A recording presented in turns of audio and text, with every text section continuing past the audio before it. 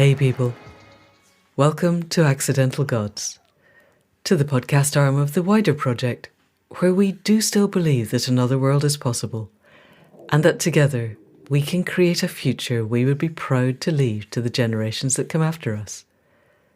I'm Amanda Scott, your host in this journey into possibility, and it's my pleasure to introduce you once again to Rob Percival, author of The Meat Paradox. Rob was a guest on the podcast back in episode 144 last summer, when the hardback of his book had just come out. Since then, Rob, it's fair to say, has become a global superstar. He's been invited to speak to groups across the spectrum of industry and culture and politics about the nature of the food that we eat. This is such a huge, huge topic. And we both left that first conversation feeling that we'd just begun to scrape the surface of possibility and that it would be good to talk again. And we had scheduled another podcast for later this year. But then I saw the book had just come out in paperback, and that kind of neatly coincided with my having a complete technological crash in this week's interview. And there was going to be a week of silence. But then Rob really kindly agreed to fill in at really short notice so that we could talk more about life and death and food and the nature of the meta-crisis and where that might all take us.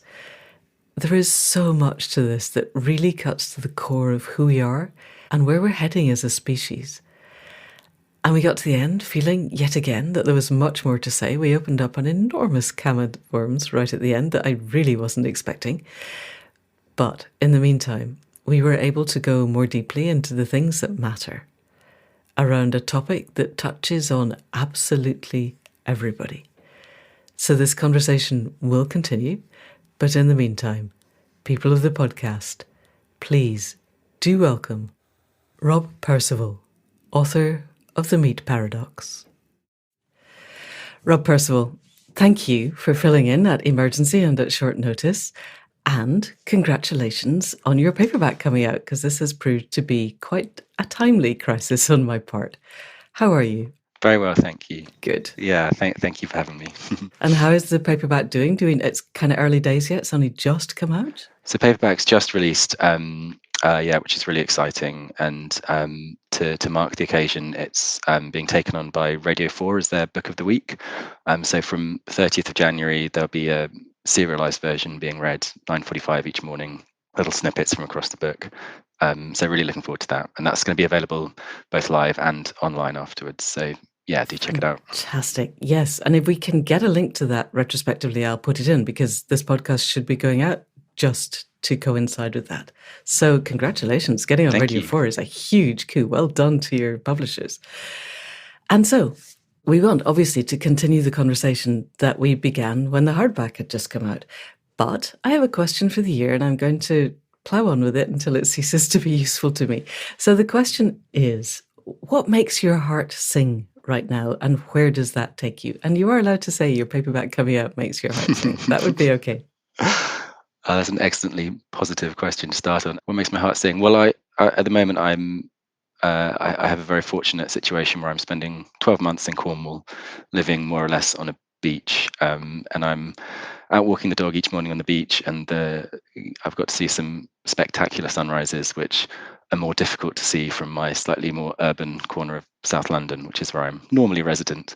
So I feel very fortunate to be here, and it's just ridiculous seeing the sunrise over the ocean each morning. It's absolutely stunning. And where does it make me want to be? I think the answer is nowhere except where I am. It's quite rare to feel that you're in just the right place and not pining after being somewhere else. So that would be it. Yes. Well done. Thank you. Faith and I, bizarrely enough, we had a holiday, which has never happened pretty much in 20 years of being together.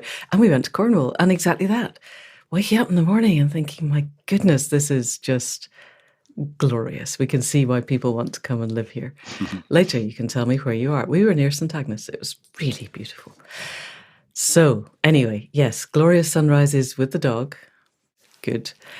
Let's move back to your book, because we were really deeply looking at Indigenous cultures, current Indigenous cultures, historic Indigenous cultures, and it seemed to both of us when we finished that we'd just begun to look at the surface of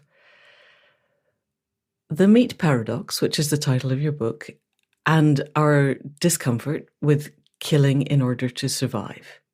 And since then, I have really begun to explore more deeply the nature of death and what it is and our discomfort with it. And also been listening to some quite interesting, more neuropsychology podcasts on our entire culture's incapacity to deal with our own death. And I would like to explore that more deeply, but I would also like to find out what has changed for you in the time since the hardback came out, because life is evolving and you've had a lot of conversations around this book with a lot of interesting people. Where have they taken you? Yeah, I mean, I wrote this book partly because I was bored, bored with the way the meat debate had become so polarized and set into predictable camps. You knew what everyone thought. They were wearing their colors. The battle lines were drawn, and I hoped it would open up some more interesting conversations, some slightly different conversations, and that has been the case. I've had a really enjoyable 6 months speaking at events and promoting the book and having the opportunity to talk through some of its ideas.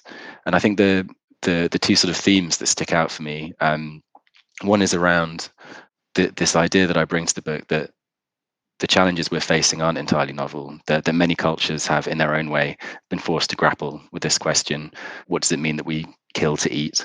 And that has landed with people in a really interesting way, that they perhaps weren't cognizant of that. The vegan movement and the meat debate is played out in social media. It feels hyper modern. It feels very contemporary, but actually there's a much deeper undercurrent to all this. So it's been really interesting unpicking that with people.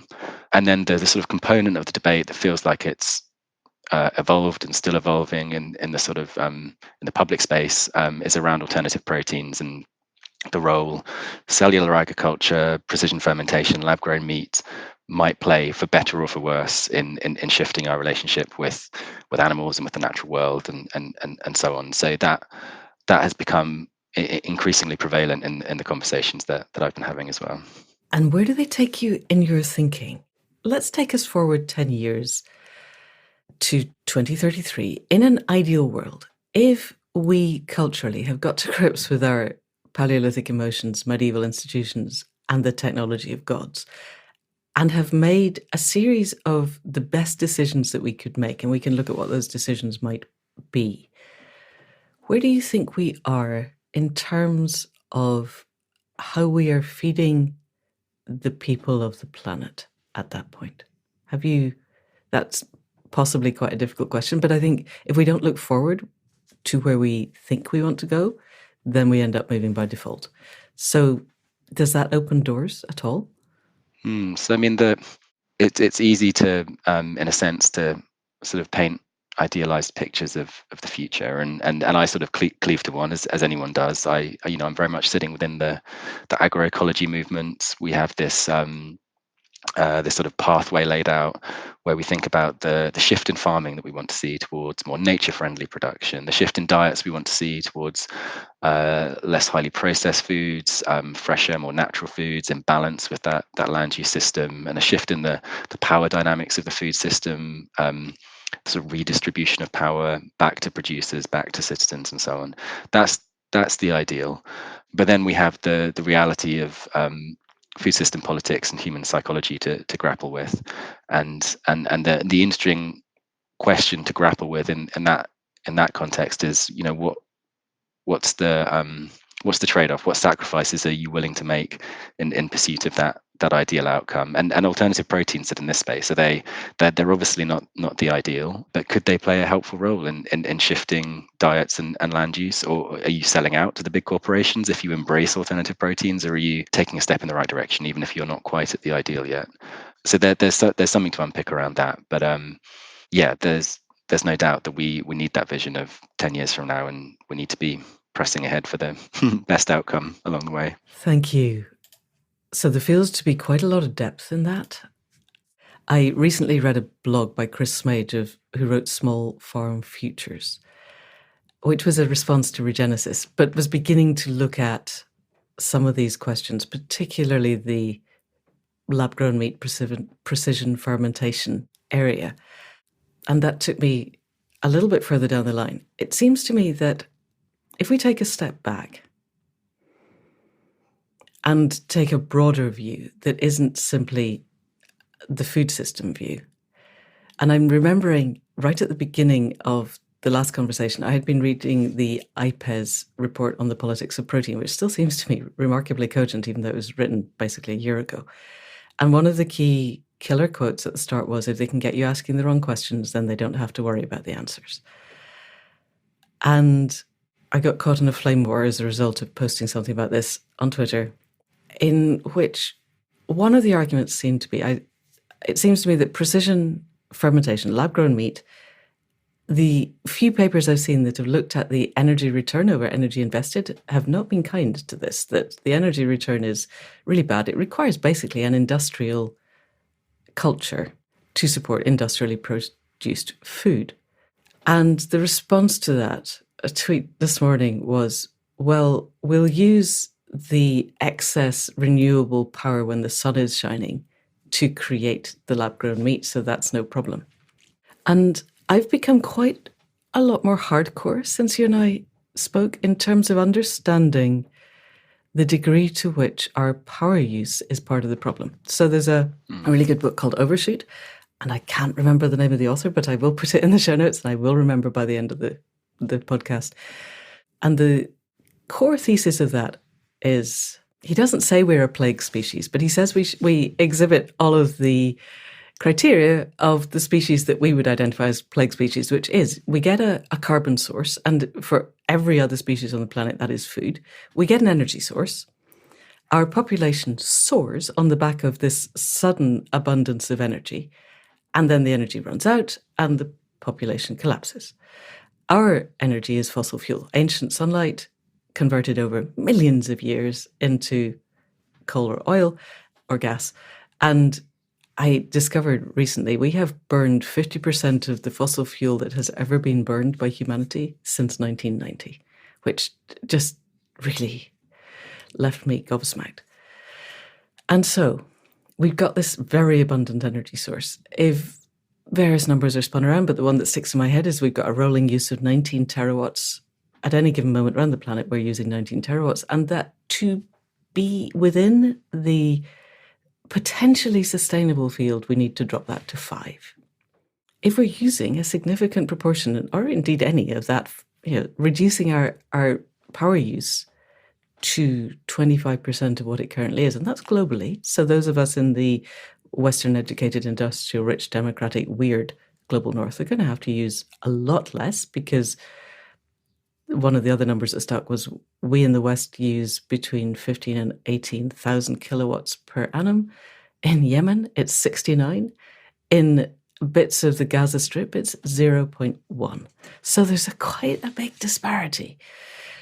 We're not going to be using that for producing food that we could use by letting sunlight hit grass without any industrial processes in between. It just seems that we're very good at looking very narrowly at a single bit of a problem and then assuming everything else stays the same, and that allows us to fix the problem. And if the problem is how do we feed 8 billion people, we make the assumption that everything else continues. We still have an industrial culture and we just need to work out the protein balance. Sorry, that was a bit of a rant, but I wasn't really thinking in these ways when we last spoke. And so are you coming up against anyone who is thinking through, or are you thinking through, the ways that we feed whatever population we decide is a stable population globally, however we make that decision? Why does it all come down to the source of amino acid chains, which seems to me to be quite a narrow part of our nutrition? Does that make sense as a question? Would you just like to talk to what I've just said? It does, yeah. No, that's fascinating and resonates. I mean, the organic agriculture, agroecological farming is photovoltaic. It's powered by the sun, and that's one of the strongest arguments for us adopting this mode of production. At the moment, farming is heavily reliant on fossil fuel-based fertilizers, fossil fuel-based agrochemicals, energy intensive processing, international supply chains, and so on. So there's a really good case for relocalizing to a certain degree our food system and focusing on those low input forms of food production and aligning our diets accordingly. I guess there's a case that can be made on the alternative protein side, plausibly around resilience in the face of extreme climate variability. So the Holocene is over, as we know. The global climate in which agriculture was first made possible has gone. That doesn't exist anymore, and conditions are going to get progressively tougher over the next century. And there's resilience in agroecological production. It has healthier soils, better structured soils that are better equipped to deal with drought and flood and so on. But there could still be a case for saying that perhaps some sort of industrial processing to supplement this could help with food security if it can be scaled in such a way that it isn't too energy intensive and is reliant on renewables and so on. And that's where precision fermentation comes in, as plausibly producing a good whack of protein and fat to supplement our diet and helping shield us against that extreme climate variability. But there are, as you alluded to, significant questions still around energy usage and so on, and the energy requirement to scale the technology. I guess that has to be traded against the immediate imperative as well to wean ourselves off intensively farmed meat. So there's a sort of an ethical case, obviously, for doing that. There's a land use and climate case for just getting people to eat slightly differently. Displacing that produce from their diets through an alternative is easier and quicker, arguably, than persuading them to eat a pile of mung beans and higher welfare organic beef. So there's all sorts of trade-offs that we face. But I think that question that you pose is really the big one in the background. How do we align food production and human society within planetary boundaries and within a sort of energy paradigm that is going to be cohesive with the future? And it's difficult to see us getting to that place with an overt reliance on energy intensive food production in laboratories and so on. Because it isn't just weaning them off industrially produced meat, which is essential. I think I haven't heard anybody argue, maybe I just don't listen to the industrial farmers, which is true, I really don't. They're outside my bubble, but there isn't a single human being that I've listened to who's suggested that industrially produced meat is either a good thing or can continue. It's morally and ethically, it's an abomination, and you can't continue growing grain to force into, let's say, feedlot cattle or chickens in a version of chicken Auschwitz in order to produce meat. That's not going to be a thing, or it needs to not be a thing. But it seems to me that the industrial production of monocultures of non-animal food is still really problematic. If the mung beans or the carrots or whatever are grown on 100 acres of industrially farmed land, which is essentially what we're doing then is turning fossil fuels into carrots instead of turning fossil fuels into beef. It's still a catastrophe. We're still looking at industrial runoff annihilating the oceans. The GOES report reckons it's a combination of pH change because of CO2 in the atmosphere and microplastics. But the third one is toxicity and dead oceans by 2045. And that's very soon. And we don't know what happens if the oceans become devoid of life, but it's not going to be good. And it's not an experiment we want to run. So we have to stop all industrial agriculture, I would have thought. And I don't know what the pathway is. If we were able to create a global governance structure that was not wholly owned by the multinationals. We have a global governance structure at the moment, we just don't acknowledge it, and it is wholly owned by the multinationals. If we were able to create one that wasn't, can you see a pathway within a timescale that is relevant for moving from the entire industrial food system, which involves a lot of transport along long distances, to a local system that is going to feed people without leading to mass starvation?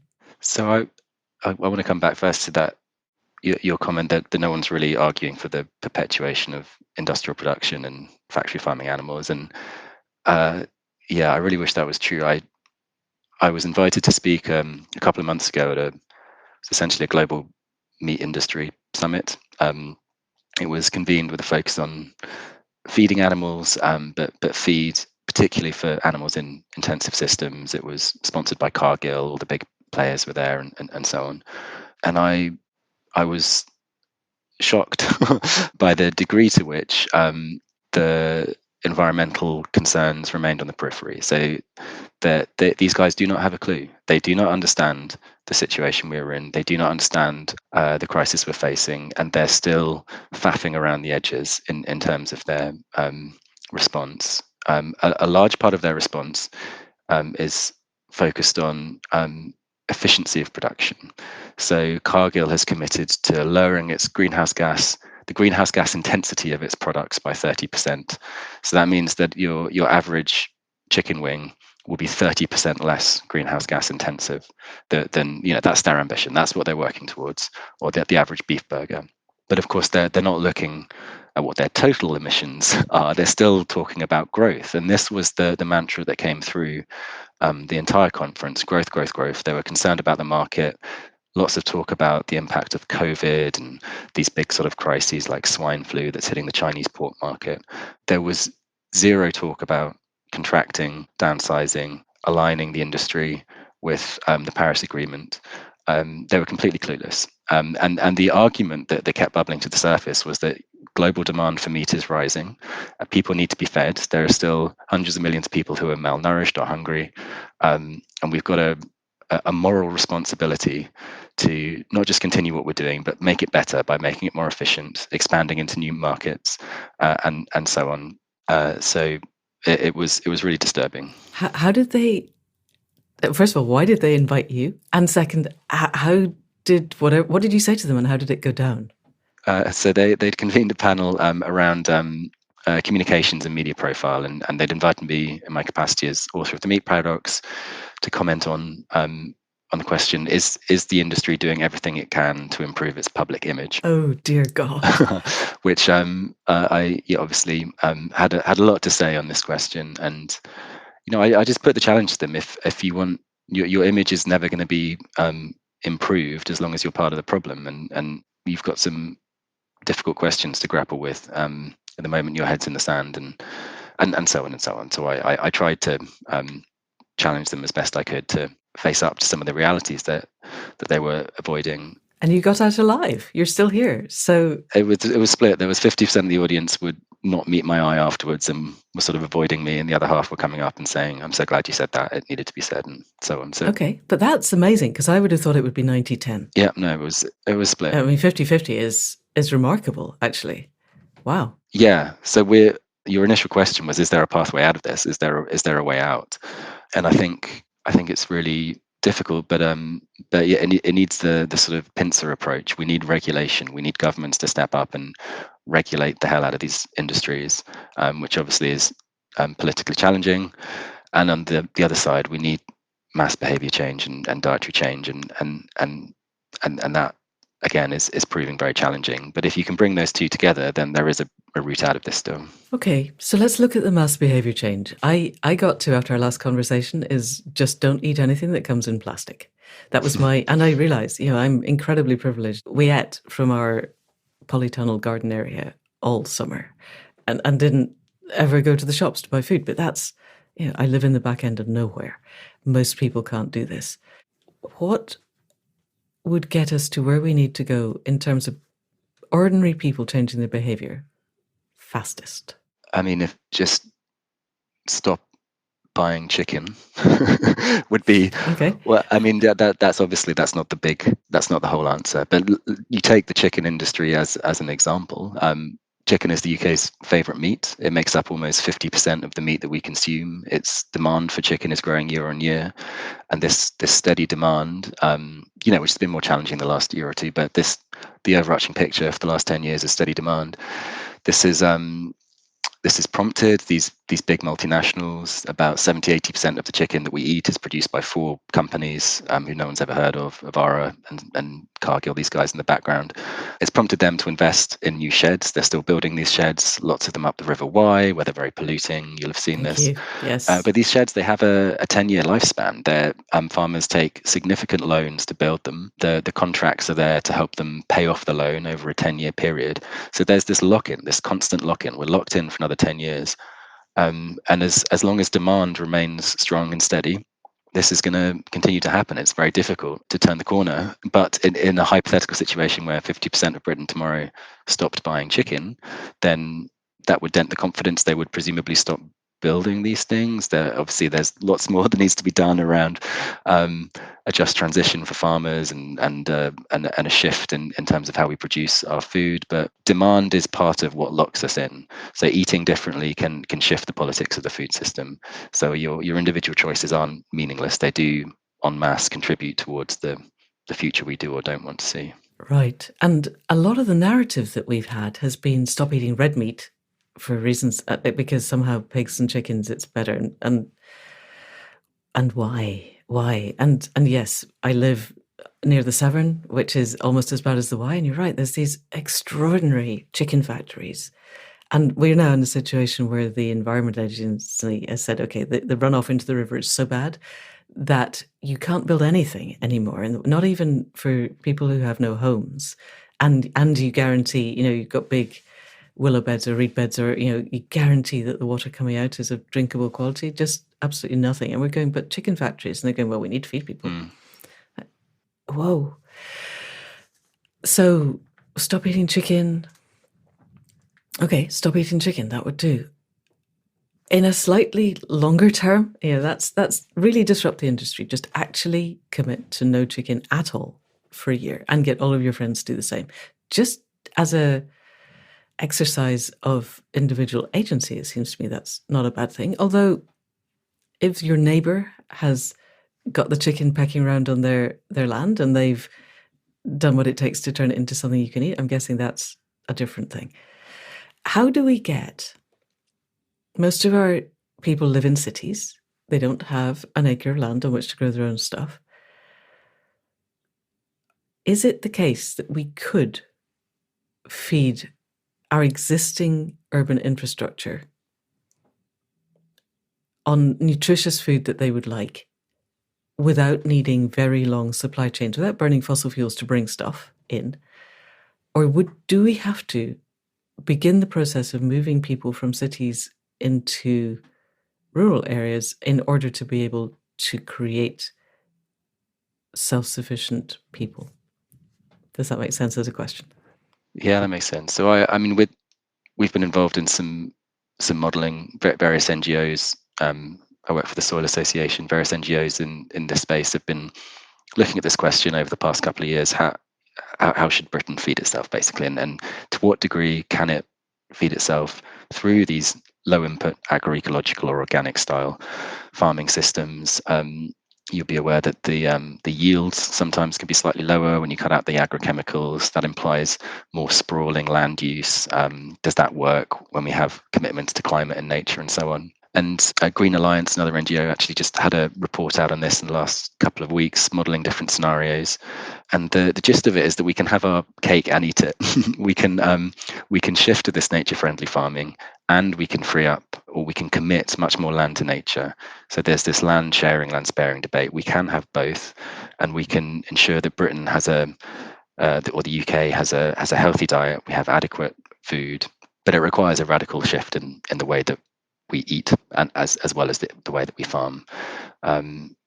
It requires a move to much more plant-based diet, that is to say more fresh veg, more nuts, more pulses, more beans and so on, less and better meat, ruminant animals still having a really important role in this context, far fewer pigs and chickens. But there is a healthy, sustainable diet that we can produce in the UK while also meeting our commitments to nature and nature recovery and the climate and so on. Does that require people to move out of the cities into rural areas? I'm not sure. I know there are some voices who advocate for this sort of relocalization and so on, this agrarian localism, as it's sometimes called. I think there's a case to be made for keeping folks concentrated in cities and ensuring that nature has space to flourish as well. So I don't know what the answer to that is. I'll be talking to Chris Mage in a couple of weeks, so I will talk to him about that. I will find the Green Alliance report and put it in the show notes, because that sounds really interesting. I didn't know that had been done. I know that the Sustainable Food Trust had begun to look at feeding Britain. And it seemed to me that we were kind of at the 80% margin of we could feed ourselves 80% of what we need, but we would still need to be bringing stuff in. But it seems to me if we're going from the 19 terawatts to 5 terawatts and shifting our entire culture in the ways that we're going to need, which seemed to me much more dramatic than I had previously understood. I've been listening to Simon Michaud, and he's got really interesting ideas he's putting to the Swedish and Finnish governments who are actually engaging with what does a post-carbon world look like. And his suggestion is, for instance, you have a hub built around a hospital. You need a hospital. We still need some kind of medicine. It can't be as energy intensive as it has been, but people need good health. And then you work out how many people do you need to supply the hospital and to supply each other. And you don't end up with a sprawling kind of London of however many millions there are in London, but you have a unit and the land around it, and it's self-sufficient. And then what you're moving around the world is information rather than goods and food and materials, given that the material supply chains are running out quite fast. So if we can feed ourselves, and what we need to do is change our diet. Hodmedod seem to be doing this in the UK. How do we feed ourselves the pulses that we need without having to bring in soya from the Amazon or lentils from far-off places so that the far-off places can feed themselves? We haven't looked at the micronutrients yet. It seems to me one of the catastrophes of our time is that we let the Cargills and Exxons of this world define our food, and our food became empty calories. It became sugar, carbs, and fats of various sorts because that's what our bodies crave, because we still have basically Paleolithic physiology. And that the people who are dying of type 2 diabetes because they're massively overweight are also underfed with micronutrients. They're in some ways starving because the micronutrients aren't there. And I remember attending a webinar with Dan Kittredge of the Bionutrient Food Association, who was saying, vegans are busy supplementing B12, but if we were able to create the right or restore the soil to its life, where the roots go down and make the right associations with the bacteria and the mycorrhizal networks, there is enough B12, it mines it. And that we should be eating food that has everything that we need because it always has had in the past. Are we looking in the Green Alliance or the Soil Association or anybody else, are we looking at micronutrients as well as the obvious proteins, fats, and carbs? Yeah, I think that's really interesting around the B12. I hadn't heard that, but I think there's a case to be made for looking at micronutrients, and then there's a case to be made for looking beyond them towards whole foods. So there's a sort of history within the processed food industry of focusing on a particular micronutrient and shoving it into a processed product and thereby claiming it's healthy. So there's an unhealthy way that one can focus on micronutrients. And actually what the science is increasingly showing is that whole foods are more than the sum of their nutrient parts. So they have this food matrix, as it's called, which is this really complex biochemical structure packed full of, if it's a plant, for example, lots of polyphenols and antioxidants, all the stuff, the secondary metabolites that have come through in its growth. And those polyphenols and secondary compounds, we increasingly understand have important consequences for our health. We typically focus on these sort of couple of dozen micronutrients, macronutrients, whereas there are tens of thousands of these biochemical compounds in our food, and a lot of them, it seems, have important contributions to make in terms of dietary health. And one of the reasons that ultra processed foods, these really heavily processed foods, seem to be bad for us is that all that stuff has been zapped out. It's all been broken down. The matrix has been destroyed, and that has implications for the gut microbiome, which thrives on this biochemical complexity. It has implications for the satiety system, which doesn't recognize that food is coming through. We're constantly hungry, partly as a result of this lost sort of complexity. Yeah, so there's an important discussion to be had around micronutrient adequacy in relation to different dietary patterns and making sure that we're getting all the bits that we need. But beyond that, the best way of delivering that adequacy, it seems, is through whole foods and foods in their more natural form. And presumably, the precision fermentation people, I don't know enough about that, but is lab grown stuff? Does it count as a whole food in any way? Or is it just, here, look, we're going to make you something that has the texture and the taste that will fool your body into thinking you're having, I don't know, bacon or chicken? So precision fermentation is primarily around producing fats and proteins. So they're not whole foods, if you like. It is those component parts. And I guess if you can, if you're just displacing, so for example, there are lots of processed foods that have industrially farmed dairy in them as an ingredient, and it seems like the first kind of use for these precision fermentation proteins might be to displace the sort of real animal proteins out of the processed product. We're not. Right. I think it's a few steps down the line before they're sort of trying to compete as like a cheese or a milk product or whatever Right. it may be. But the short answer is no. They're not whole foods in the sense that I've just been describing. Right. And because we're looking at potentially setting up a microdairy, I've been really looking into the work that has been done on the difference between industrially produced milk and pasture-fed, calf on cow. That, I think, has an emotional impact. But I wouldn't be surprised if we discovered way down the line, if we survived long enough as a species, that there was a difference there too. And the level of what's in the milk that our great-great-grandparents would have drunk because it's all there was, compared to the industrially produced stuff. It's like two different products, but they're labeled the same. Okay, we're running out of time, I notice, or at least the time is moving on. And I really want to explore something that we touched on tangentially in our last conversation, which is that a lot of the emotive power of the meat paradox and the questions that we're asking ourselves seems to me to come from our very ambivalent relationship with death, or at least actually our terror of death. And that you and I both had devastating experiences in abattoirs, and as a result, changed our views of, or potentially I changed my view anyway, yours was probably already there, of the nature of our relationship with the animals that we might eat. But then I began to become aware of regenerative farming, of the agroecology that you talked about, and of the devastation that is any monoculture, that all industrial farming involves killing things. It's just less overt, and they don't have such big eyelashes, so we don't necessarily project onto them our fear of death. And your book, The Meat Paradox, really goes into indigenous cultures and the ways that they have embedded in their different societies in different ways to negotiate with the animals that they eat. And there seems never to be a negotiation with the plants that they eat. Maybe there is, and maybe it's less obvious, or maybe we just haven't looked at it.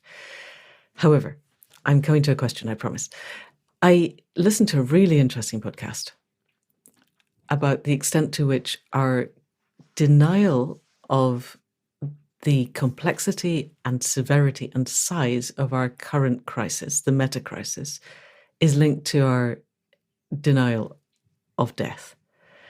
And particularly a really interesting study where they put people in front of a screen and asked them various questions. And at some point on the screen, the word death was flashed across so fast that it didn't register consciously, but it did register subconsciously. And people's political views shifted.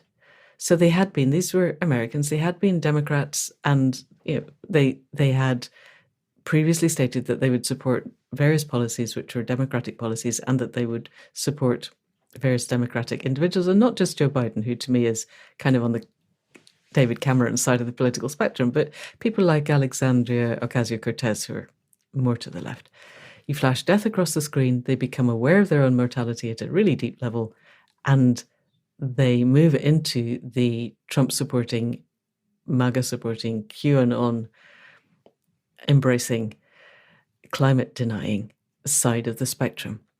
And that struck me as something that we really need to address. Somewhere along the line, we have to get people adjusted to the idea that death is coming. And I wondered how that settled with you in all of this debate.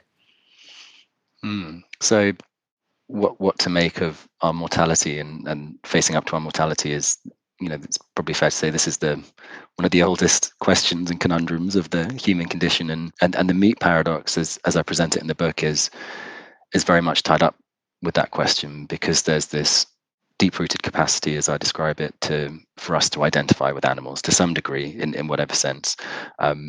And so when we're taking their lives, that's recognized to be a morally significant act, and one which perhaps reminds us of our own mortality. So there's something to unpick, I think, about how we'll come back to that, about how animal death reminds us of our own mortality and the role that plays in the meat paradox. In relation to that experiment, that sounds, I guess, in a sense, unexpected, but also we know that the political right sort of plays on ideas of security and perhaps fear to a certain degree. So if those emotions are being evoked, then that's a fascinating response. But in relation to the meat paradox, there's certainly some evidence that remind us that we find animal death disturbing because it reminds us of our own mortality, and that's one of the reasons that we're so good at averting our gaze and looking away from what's going on behind our dinner plate. Thank you. Yes, and because we put the dog down last week, I knew that it was coming. I've really been immersed in what is it? What is life? What is that boundary between breathing and not breathing, heart beating and heart not beating? And what is the difference between quality and quantity? And you were saying in our previous conversations that you were writing another book and were coming across people who think they can not die. At which I have to say, I think death seems quite an exciting adventure at the moment, and I really want to explore it. But taking our fear of death to the point of genuinely believing that we can avoid it altogether and remain alive on a planet that can sustain any kind of life. I'm kind of interested in how they think they can survive under 4 degrees centigrade of warming and escalating. But there are 2 questions there. One, are there genuinely people who think they don't have to die? And how do they see themselves surviving in a 4 degrees C world? So this is the transhumanist dream, if you like. And so I've been reading a lot about biotechnologies, genetic modification, and so on. Initially, in the context of their applications on animals, that's sort of part of the focus of the next book. But there is this group which suggests that we should be applying these technologies to ourselves in pursuit of radical life extension, the enhancement of our cognitive and physical abilities. Transhumanism is this sort of umbrella ideology under which are gathered all sorts of fairly diverse social groups and philosophical ideas, but broadly, the idea that binds them together is that we should apply science, technology, and reason to modify what it means to become human, to overcome our biological limitations, ultimately to evolve into a post-human state where we've become something beyond what we currently recognize as humanity. And it sounds kind of wacky, but these ideas have deeply infiltrated the sort of Silicon Valley tech world. The world's richest men, and they're usually men, are espousing these ideas, are investing in these technologies. Parts of our society are sort of implicitly oriented towards this anyway, this idea of human enhancement and ever greater integration with technology into our bodies and minds and so on. So there's a sort of lively school of thought within that transhumanist movement which says that we can actually overcome death. We should stop looking at aging as inevitable and start looking at it as a disease to be treated like any other disease, and someday we might get there and might evolve into a cyborg along the way. It sounds wacky, but there's science already sitting in the background which suggests that we can be blurring the boundaries of our species in the years and decades ahead. Okay, so my first question is, to what end? And I'm also thinking they don't mean 8 billion people doing this, do they? They mean quite a small section of probably white, probably blokes in Silicon Valley. Is there within this movement a sense of what humanity is for, other than just surviving forever and consuming everything? I think it's the sense that humanity is a stage, a stepping stone in our evolutionary journey. There's no reason to think that we are the end product, the final result, and actually we now have uniquely in the animal world the tools and technology to direct the next stage of our evolution. Sometimes this is dressed up in a sort of language of alleviating suffering and becoming wiser and more empathetic and so on. Sometimes it's more sort of libertarian, and it's just every person should have the right to do what they want with their own body and their own genome, and if that means experimenting with novel gene editing techniques that might extend your life, then so be it. So it's a kind of unruly wild west, but it's one that's actually deeply penetrating the sort of central institutions of our society in a way. This is the orientation of some of the technological corporations and academic institutions. This is the way they're pointing, and obviously there's lots to be figured out in terms of how any of these wacky, if that's what they are, ideas are actually delivered. But this attitudes towards death sit at the center of it. Death is it's an abomination. It's to be overcome. It's not inevitable. It's within our grasp to do something about it. And they brand those who disagree with them deathist, as though they're sort of part of a sort of death worshipping cult that just accepts our mortality when it doesn't need to. So anyway, it's a fascinating world to be looking into. Gosh, I think I would struggle to sleep actually quite soon in that. So I'm clearly a deathist. That's fine. I'll embrace that one. Are they also complete climate deniers? Because I don't see how the idea of any significant number of people living forever, presumably they also have the freedom to reproduce. So we're talking about infinite exponential. Oh, this is why Musk is trying to get to Mars, obviously. Yeah. So that's it. So they're typically more concerned about artificial intelligence posing an existential threat to humanity. The climate crisis sort of often slips under the radar, or it's seen as a catalyst. That's the reason that we should accelerate our innovation and focus on harnessing these technologies to alter what we are. We need to be smarter and so on to address this crisis. So let's just get on with modifying our genome. And they have this attitude towards science and technology, which thinks that we can only get ourselves out of this predicament with better technology, with more innovation. And they point towards a broad historical correlation between population density and innovation. So you need lots of people to come up with these innovations. So let's stop thinking about there being, in inverted brackets, too many people on this planet. We need more. We need to keep the population growing and growing and growing, to keep innovation accelerating, and then we'll spill over onto another planet eventually. But you're absolutely right to name Elon Musk. I mean, he's got 8-10 children. This is the philosophy that he espouses. That's why he's part of the reason, at least, that he's seeking to have so many kids. Wow. Well, that was unexpected. I had no idea. I just thought Musk was a bit bonkers, to be frank. And I had heard him say that he believed that that the chances of this being based reality were so small as to be zero, and therefore we are in a computer simulation. I thought he was just trying to level up out of this simulation. I didn't realize he was also trying to live forever. Wow.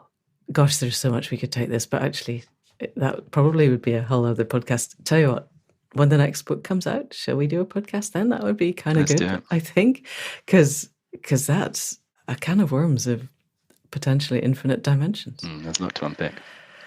Wow. Okay. Well, in that case, is there anything else that you wanted to say to celebrate your paperback of The Meat Paradox? Was there anything that you wanted to unpick in the last few minutes that wasn't heading down that direction? Having just got onto space travel and infinite life, we've probably it's probably best to draw the line there. There's lots to unpick. Now, the Meat Paradox, it's in all the shops. It's available online. I'm on social media on Twitter, and yeah, we've barely scratched the surface of still of some of the themes in the book. So yeah, do check it out and listen out for Radio 4 next week as well. Brilliant. Yes, I'll put links to everything into the show notes. And in the meantime, congratulations. Thank you. On writing something that could potentially change the way that we do things. It's fantastic. Well done, that man. And thank you so much for filling in our emergency podcast. Thank you for having me. So there we go. that's it for another week. And didn't we just open up an enormous can of worms? I have to say, I genuinely am at this moment feeling that death is an extraordinary and exciting next step on our journey.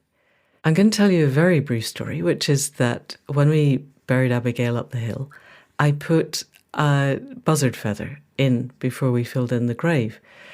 And then I connected with my dreamy apprentice, Lou, because I was in tiny pieces and really wasn't in a state where it was sensible or possible even for me to check in on Abs on her journey. So I asked if Lou would do that on the night. So that was a week ago yesterday. And I didn't tell her anything else. And she had a dream where the short version is she was standing on a stage in an auditorium and a phoenix arose and erupted, flew up, and a feather spiraled down and landed in the spotlight on the stage. And Lou wrote to me the next day saying, don't know much about feathers, can't really identify, but it was definitely a raptor feather, definitely banded brown and white. And at some point I will find a way of putting a picture somehow on this podcast to show you the feather that I had put on the grave, which was absolutely banded brown and white. And yes, I am really intimately involved with death at the moment, thinking about it very deeply in every way that I know how. And I have just finished a book which is told from the perspective of someone who dies in the first 2 pages. And that makes me a deathist, I guess, because I genuinely think that death is the next step on our journey and is essential, and that delaying it for a long time or even indefinitely would be extremely unwise. So we'll go into that, I guess, at some point when I'm a bit more emotionally stable and Rob's got another book coming out. And in the meantime, think about this. I'm not sure that denial of death is useful at any level. And if you think it really is, feel free to write to me and explain why, other than an existential terror of the unknown, because that's not a good reason to avoid something. Anyway, right, I shall stop. We will be back next week with another conversation in which I sincerely hope not to screw up the technology such that there is no sound. And in the meantime, enormous, heartfelt thanks to Caro C for managing the sound production whenever I send her failed files. Huge thanks also to Faith Tilleray for managing the website and me when I'm in small, fractured emotional pieces. To Anne Thomas for the transcripts. And as ever, to you for listening. We really would not be here without you. And I still do think, that ratings and reviews are good for our egos. They are that. But I also thought they weren't good for much else, and various of you have written to explain to me that they are actually very useful. So we would really like you to spread this. Word of mouth is still by far the best way that we reach lots of people. And if you know of anybody who is interested in the ethics and philosophy and practicality of what we eat and how we find a way to eat in ways that are genuinely regenerative, then please do send them this link. But also, 5 stars in a review would be handy. If you have time, that would be lovely. Thank you. And that is it for now. See you next week. Thank you, and goodbye.